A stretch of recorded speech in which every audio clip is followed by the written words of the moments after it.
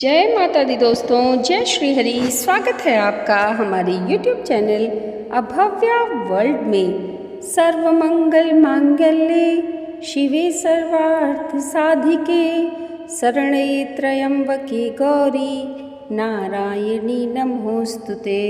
दोस्तों, चलिए श्री दुर्गा सप्तशती पाठ के क्रम को आगे बढ़ाते हुए आज की इस वीडियो में सुनते हैं श्री दुर्गा सप्तशती का 5वां, 6वां और 7वां अध्याय। श्री दुर्गा सप्तशती का 5वां अध्याय प्रारंभ होता है, जिसमें देवताओं द्वारा देवी की स्तुति की गई है। महर्षि मेधा ने कहा, पूर्व काल में शुंभ निशुंभ नामक असुरों ने अपने बल के मद से इंद्र का त्रिलोकी का राज्य और यज्ञों के भाग छीन लिए, और वह दोनों इसी प्रकार सूर्य, चंद्रमा, धर्मराज और वरुण के अधिकार भी छीनकर स्वयं ही उनका उपयोग करने लगे। वायु और अग्नि का कार्य भी वही करने लगे, और इसके पश्चात उन्होंने जिन देवताओं का राज्य छीना था उनको अपने अपने स्थान से निकाल दिया। इस तरह से अधिकार छीने हुए दैत्यों तथा दैत्यों द्वारा निकाले हुए देवता अपराजिता देवी का स्मरण करने लगे कि देवी ने हमको वर दिया था कि मैं तुम्हारी संपूर्ण विपत्तियों को नष्ट करके रक्षा करूंगी।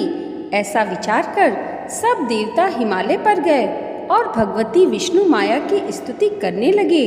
देवताओं ने कहा, देवी को नमस्कार है, शिव को नमस्कार है, प्रकृति और भद्रा को नमस्कार है। हम लोग रौद्र, नित्या और गौरी को नमस्कार करते हैं। ज्योत्सनामयी, चंद्र रूपिणी व सुख रूपा देवी को निरंतर नमस्कार है।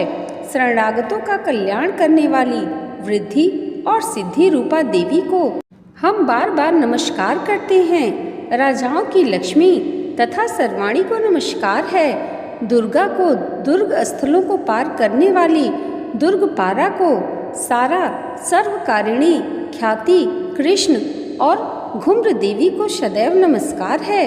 अत्यंत सौम्य तथा अत्यंत रौद्र रूपा को हम नमस्कार करते हैं। उन्हें हमारा बारंबार प्रणाम है। जगत की आधारभूत कृति देवी को बार बार नमस्कार करते हैं। जिस देवी को प्राणी मात्र विष्णु माया कहते हैं उसको नमस्कार है, उसको नमस्कार है।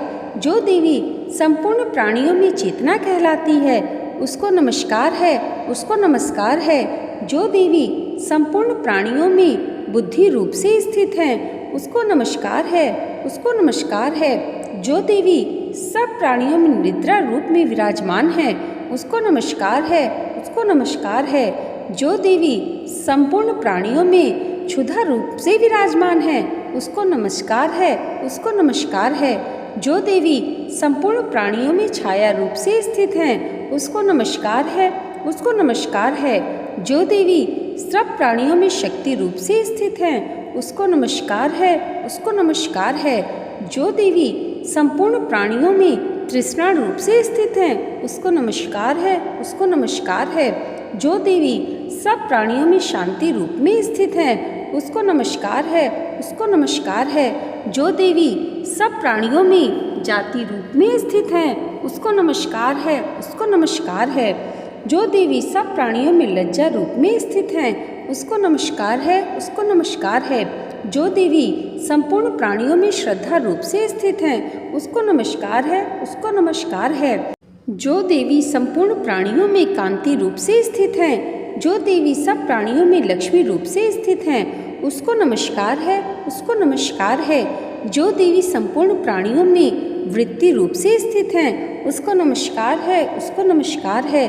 जो देवी सब प्राणियों में स्मृति रूप से विराजमान है उसको नमस्कार है, उसको नमस्कार है। जो देवी सब प्राणियों में दया रूप से स्थित है उसको नमस्कार है, उसको नमस्कार है।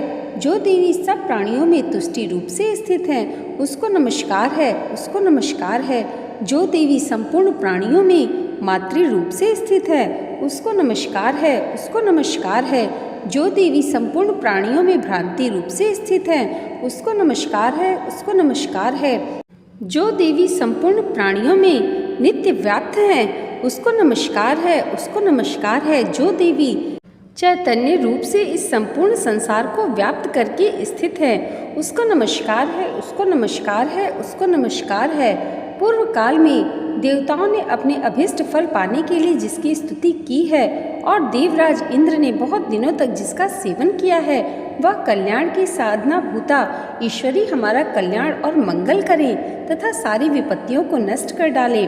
असुरों के सताए हुए हम संपूर्ण देवता उस परमेश्वरी को इस समय नमस्कार करते हैं तथा जो भक्ति पूर्वक स्मरण किए जाने पर तुरंत ही सब विपत्तियों को नष्ट कर देती हैं, वह जगदम्बा इस समय भी हमारा मंगल करके हमारी समस्त विपत्तियों को दूर करें। महर्षि मेधा ने कहा, हे राजन, इस प्रकार जब देवता स्तुति कर रहे थे तो उसी समय पार्वती देवी गंगा में स्नान करने के लिए आईं। तब उनके शरीर से प्रकट होकर शिवा देवी बोली, शुंभ दैत्य के द्वार स्वर्ग से निकले हुए और निशुंभ से हारे हुए यह देवता मेरी स्तुति कर रहे हैं। पार्वती के शरीर से अंबिका निकली थी, इसलिए उसको संपूर्ण लोक में कौशिकी कहते हैं। कौशिकी के प्रकट होने के पश्चात पार्वती देवी के शरीर का रंग काला हो गया और वह हिमालय पर रहने वाली कालिका देवी के नाम से प्रसिद्ध हुई। फिर शुंभ और निशुंभ के दूत चंड मुंड वहां आए और उन्होंने परम मनोहर रूप वाली अंबिका देवी को देखा। फिर वह शुंभ के पास जाकर बोले, महाराज, एक अत्यंत सुंदर स्त्री हिमालय को प्रकाशित कर रही है। वैसा रंग रूप आज तक हमने किसी स्त्री में नहीं देखा। हे असुरेश्वर, आप यह पता लगाएं कि वह कौन है और उसको ग्रहण कर ले। वह स्त्री स्त्रियों में रत्न है। वह अपनी कांति से दसों दिशाओं को प्रकाशित करती हुई वहाँ स्थित है, इसलिए आपका उसको देखना उचित है। हे प्रभु, तीनों लोकों के हाथी, घोड़े और मणि इत्यादि जितने रत्न हैं, वह सब इस समय आपके घर में शोभायमान हैं।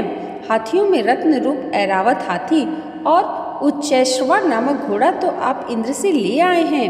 हंसों द्वारा जुता हुआ विमान जो कि ब्रह्मा जी के पास था, अब भी आपके पास है। और यह महापद्म नामक खजाना आपने कुबेर से छीना है। समुद्र ने आपको सदा खिले हुए फूलों की किंजलकनी नामक माला दी है। वरुण का कंचन की वर्षा करने वाला छत्र आपके पास है। रथों में श्रेष्ठ प्रजापति का रथ भी आपके पास ही है। हे दैतेंद्र, मृत्यु से उत्क्रांतिका नामक शक्ति भी आपने छीन ली है और वरुण का पास भी आपके भ्राता निशुंभ के अधिकार में है। और जो अग्नि में न जल सके ऐसे 2 वस्त्र भी अग्निदेव ने आपको दिए हैं। हे दैत्यराज, इस प्रकार सारी रत्न रूपी वस्तुएं आप संग्रह कर चुके हैं, तो फिर आप यह कल्याणकारी स्त्रियों में रत्न रूप अनुपम स्त्री आप क्यों नहीं ग्रहण करते? महर्षि मेधा बोले, चंड मुंड का यह वचन सुनकर शुंभ ने विचारा कि सुग्रीव को अपना दूत बनाकर देवी के पास भेजा जाए। प्रथम उसको सब कुछ समझा दिया और कहा कि वहां जाकर तुम उसको अच्छी तरह से समझाना और ऐसा उपाय करना जिससे वह प्रसन्न होकर तुरंत मेरे पास चली आए। भली प्रकार समझा कर कहना। दूत सुग्रीव पर्वत के उस रमणीय भाग में पहुंचा जहां देवी रहती थी।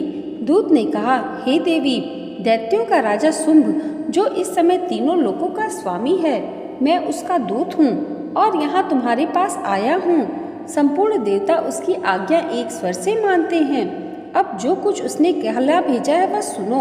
उसने कहा है, इस समय संपूर्ण त्रिलोकी मेरे वश में है और संपूर्ण यज्ञों के भाग को पृथक पृथक मैं ही लेता हूँ और तीनों लोकों में जितने श्रेष्ठ रत्न हैं वह सब मेरे पास हैं। देवराज इंद्र का वाहन ऐरावत भी मेरे पास है जो मैंने छीना है।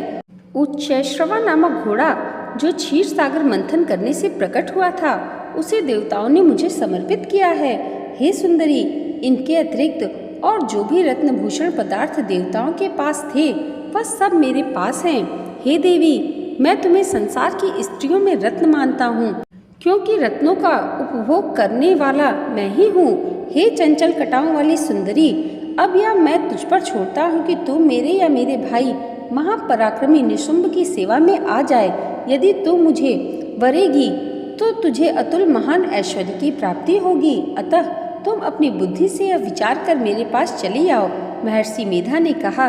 दूत के ऐसा कहने पर संपूर्ण जगत का कल्याण करने वाली भगवती दुर्गा मन ही मन मुस्कुराईं और इस प्रकार कहने लगी, देवी ने कहा, हे दूत, तू जो कुछ कह रहा है वह सत्य है और इसमें किंचित मात्र भी झूठ नहीं है। शुंभ इस समय तीनों लोकों का स्वामी है और निशुंभ भी उसी की तरह पराक्रमी है, किंतु इसके संबंध में मैं जो प्रतिज्ञा कर चुकी हूँ उसे मैं कैसे झुठला सकती हूँ। अतः तू मैंने जो प्रतिज्ञा की है उसे सुन। जो मुझे युद्ध में जीत लेगा और मेरे अभिमान को खंडित करेगा तथा बल में मेरे समान होगा वह मेरा स्वामी होगा। इसलिए शुंभ अथवा निशुंभ यहाँ आवें और युद्ध में जीत कर मुझसे विवाह कर लें। इसमें भला देर की क्या आवश्यकता है। दूत ने कहा, हे देवी, तुम अभिमान में भरी हुई हो, मेरे सामने तुम ऐसी बात न करो। इस त्रिलोकी में मुझे तो ऐसा कोई दिखाई नहीं देता जो कि शुंभ निशुंभ के सामने ठहर सके। हे देवी, जब अन्य देवताओं में से कोई शुंभ व निशुंभ के समान युद्ध में ठहर नहीं सकता, तो तुम जैसी स्त्री उनके सामने रणभूमि में क्या ठहरेगी। जिन शुंभ आदि असुरों के सामने इंद्र आदि देवता नहीं ठहर सके, तो फिर तुम अकेली स्त्री उनके सामने कैसे ठहर सकोगी। अतः तुम मेरा कहना मानकर उनके पास चली जाओ, नहीं तो जब वह तुम्हें केश पकड़कर घसीटते हुए ले जाएंगे तो तुम्हारा सारा गौरव नष्ट हो जाएगा। इसलिए मेरी बात मान लो। देवी ने कहा, जो कुछ तुमने कहा वह ठीक है। शुंभ और निशुंभ बड़े बलवान हैं, लेकिन मैं क्या कर सकती हूँ, क्योंकि मैं बिना विचारे प्रतिज्ञा कर चुकी हूँ। इसलिए तुम जाओ और मैंने जो कुछ भी कहा है वह सब आदर पूर्वक असुरेंद्र से कह दो। इसके पश्चात जो वह उचित समझे करे। यहाँ पर श्री दुर्गा सप्तशती पाठ का 5वां अध्याय समाप्त हुआ। बोलिए अम्बे माता की जय। 6वां अध्याय प्रारंभ होता है, जिसमें धूम्रलोचन वध का वर्णन है। महर्षि मेधा ने कहा, देवी की बात सुनकर दूत क्रोध में भरा हुआ वहां से असुरेंद्र के पास पहुंचा और सारा वृत्तांत उसे कह सुनाया। दूत की बात सुन असुरेंद्र के क्रोध का ठिकाना न रहा और उसने अपने सेनापति धूम्रलोचन से कहा, धूम्रलोचन, तुम अपनी सेना सहित शीघ्र वहां जाओ और उस दुष्टा को केसों से पकड़कर उसे घसीटते हुए यहाँ लेकर आओ। यदि उसकी रक्षा के लिए कोई दूसरा खड़ा हो, चाहे वह देवता, यक्ष अथवा गंधर्व ही क्यों न हो, उसको तुम अवश्य मार डालना। महर्षि मेधा ने कहा। शुंभ के इस प्रकार आज्ञा देने पर धूम्रलोचन 60,000 राक्षसों की सेना को साथ लेकर वहां पहुंचा और देवी को देख ललकार कर कहने लगा, अरे तू अभी शुंभ और निशुंभ के पास चल। यदि तू प्रसन्नता पूर्वक मेरे साथ न चलेगी तो मैं तेरे केशों को पकड़कर घसीटता हुआ तुझे ले चलूंगा। देवी बोली, असुरेंद्र का भेजा हुआ तेरे जैसा बलवान यदि बलपूर्वक मुझे ले जाएगा तो ऐसी दशा में मैं तुम्हारा कर ही क्या सकती हूँ। महर्षि मेधा ने कहा। ऐसा कहने पर धूम्रलोचन उसकी ओर लपका, किंतु देवी ने उसे अपने हुंकार से ही भस्म कर डाला। यह देखकर असुर सेना क्रुद्ध होकर देवी की ओर बढ़ी, परंतु अंबिका ने उन पर तीखे बाणों, शक्तियों तथा फरसों की वर्षा आरंभ कर दी। इतने में देवी का वाहन भी अपनी ग्रीवा के बालों को झटकारता हुआ और बड़ा भारी शब्द करता हुआ असुर सेना पे कूद पड़ा। उसने कई असुरों अपने पंजे से, कई अपने जबड़ों से और कई को धरती पर पटकार कर अपनी दाढ़ों से घायल करके मार डाला। उसने कई असुरों के अपने नख से पेट फाड़ डाले और कई असुरों का तो केवल थप्पड़ मारकर सिर धड़ से अलग कर दिया। कई असुरों की भुजाएं और सिर तोड़ डाले और गर्दन के बालों को हिलाते हुए उसने कई असुरों को पकड़कर उनके पेट फाड़कर उनका रक्त पी डाला। इस प्रकार देवी के उस महाबलवान सिंह ने क्षण भर में असुर सेना को समाप्त कर दिया। शुंभ ने जब यह सुना कि देवी ने धूम्रलोचन असुर को मार डाला है और उसके सिंह ने सारी सेना का संहार कर डाला है, तब उसको बड़ा क्रोध आया। उसके मारे क्रोध के ओंठ फड़कने लगे और उसने चंड तथा मुंड नामक महाअसुरों को आज्ञा दी, हे चंड, हे मुंड, तुम अपने साथ एक बड़ी सेना लेकर वहां जाओ और उस देवी के बाल पकड़कर उसे बांधकर तुरंत यहाँ ले आओ। यदि उसको यहाँ लाने में किसी प्रकार का संदेह हो तो अपनी सेना सहित उससे लड़ते हुए उसको मार डालो, और जब वह दुष्टा और उसका सिंह दोनों मारे जाएं, तब भी उसको बांधकर यहाँ ले आना। श्री दुर्गा सप्तशती का 6वां अध्याय यहाँ समाप्त होता है। बोलिए अम्बे माता की जय। 7वां अध्याय प्रारंभ होता है, जिसमें चंड और मुंड के वध का वर्णन किया गया है। महर्षि मेधा ने कहा, दैत्यराज जी की आज्ञा पाकर चंड और मुंड चतुरंगिनी सेना को साथ लेकर हथियार उठाए हुए देवी से लड़ने के लिए चल दिए। हिमालय पर्वत पर पहुंचकर उन्होंने मुस्कुराती हुई देवी जी जो सिंह पर बैठी हुई थी देखा। जब असुर उनको पकड़ने के लिए तलवारें लेकर उनकी ओर बढ़े, तब अंबिका को उन पर बड़ा क्रोध आया और मारे क्रोध के उनका मुख काला पड़ गया। उनकी भ्रिकुटियां चढ़ गईं और उनके ललाट में से अत्यंत भयंकर तथा अत्यंत विस्तृत मुख वाली लाल आंखों वाली काली प्रकट हुई, जो कि अपने हाथों में तलवार और पास लिए हुए थी। वह विचित्र खड्ग धारण किए हुए थी तथा चीते के चर्म की साड़ी एवं नर मुंडों की माला पहन रखी थी। उसका मांस सूखा हुआ था और शरीर केवल हड्डियों का ढांचा था, और जो भयंकर शब्द से दिशाओं को पूर्ण कर रही थी।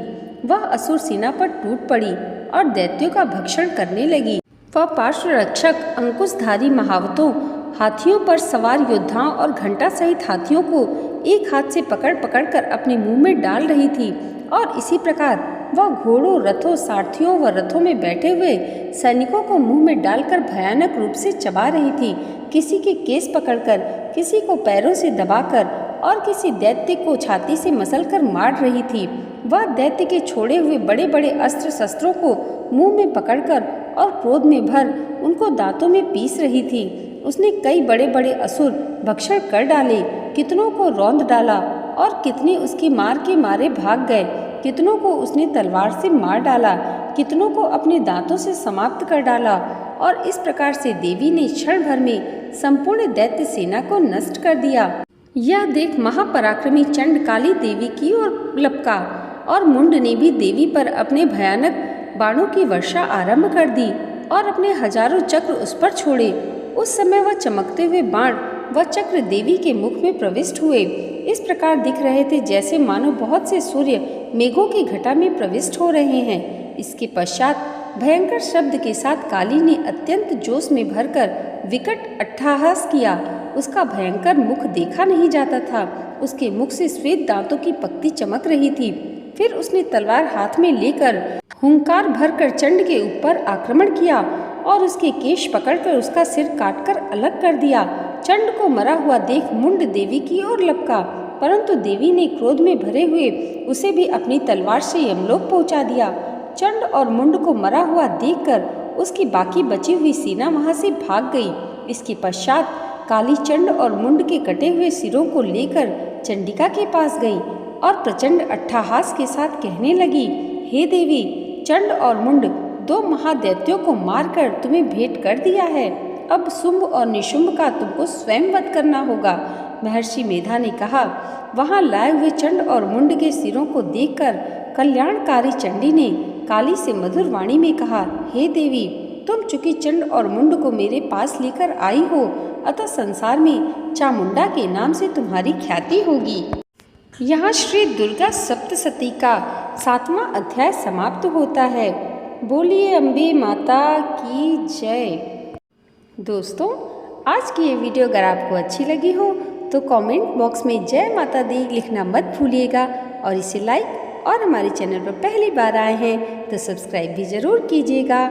माता रानी की कृपा आप सबके जीवन पर सदैव वैसे ही बनी रहे, इसी मंगल कामना के साथ मिलते हैं श्री दुर्गा सप्तशती पाठ के अगले अध्याय के साथ। तब तक के लिए जय माता दी, जय श्री हरि।